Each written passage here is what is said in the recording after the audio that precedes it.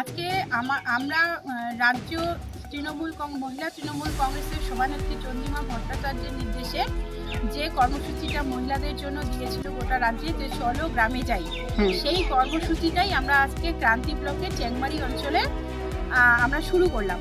এখানে আমার সাথে চেংমারি অঞ্চলের সকল অঞ্চল নেতৃত্ব, মাদার নেতৃত্ব, মহিলা নেতৃত্ব সকলে মিলে আমরা এই কর্মসূচিটা আজকে চেংমারি অঞ্চলে শুরু করলাম।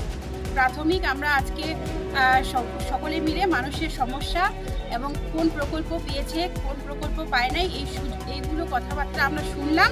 সবার ভালো মন্দ বা তারা কতটা সরকারি প্রকল্পে উপকৃত সেটাও শুনলাম, এবং যারা কোনো প্রকল্পে এখনও বাদ পড়ে গেছে তারা যাতে দুয়ারে সরকারে গিয়ে সেই প্রকল্পগুলোর জন্য আবেদন করে দ্রুত সেই সুবিধাগুলো পায় সেটাও আমরা তাদের বললাম। এবং এইভাবেই আমরা এই কর্মসূচি এগিয়ে নিয়ে যাব গোটা চেংমারি অঞ্চলে। আমরা সকলে মিলে আচ্ছা, প্রত্যেক বাড়িতে যাওয়া হচ্ছে? হ্যাঁ, প্রতিটা বাড়িতেই আমরা যাচ্ছি। কেমন সাড়া পাচ্ছেন আপনারা? আমরা ভালো সাড়া পাচ্ছি। মানুষের মধ্যে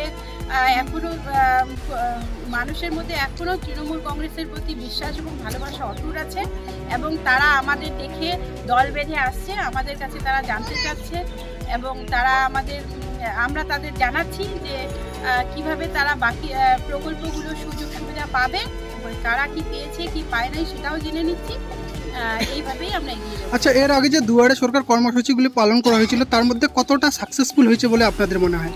আমরা মনে করি অনেকটাই, অর্থাৎ 80% সফল হয়েছে, আর 20% যেটা সফল হয়নি তার কারণ হচ্ছে অনেকের কাগজপত্র মানে ডকুমেন্টসে ভুল আছে, কারো নামের বানান ভুল আছে, বাবার নামের বানান ভুল আছে, আধারে এক নামের বানান আছে, ভোটারে এক নামের বানান আছে। এই সকল কারণের জন্য কিছু পরিবার হয়তো সুযোগ সুবিধাগুলো থেকে বঞ্চিত। আমরা তাদের সেটাই বলছি, সেই সংশোধনটাও তারা দুয়ারে সরকারে করে নেবে এবং আগামী দিনে সেই সুযোগ সুবিধাগুলো সেই পরিবারগুলোও পাবে, এই আশা আমরা রাখি।